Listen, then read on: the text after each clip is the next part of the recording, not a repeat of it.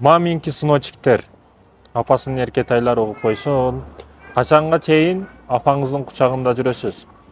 Өз жеке оюңуз болбойт, жеке көз карашыңыз болбойт. Качан сиз апаңыздын кучагынан чыкмайынча.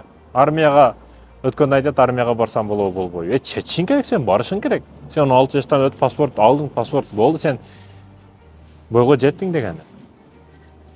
12 жаштан баштап өзүң эптешиң керек, өзүңдүн жеке ой болуш керек. Анан армияга барсам барбасамбы? Апамдан сурасам, жок, барбайсың дейт. Албетте барбайсың дейт армияга.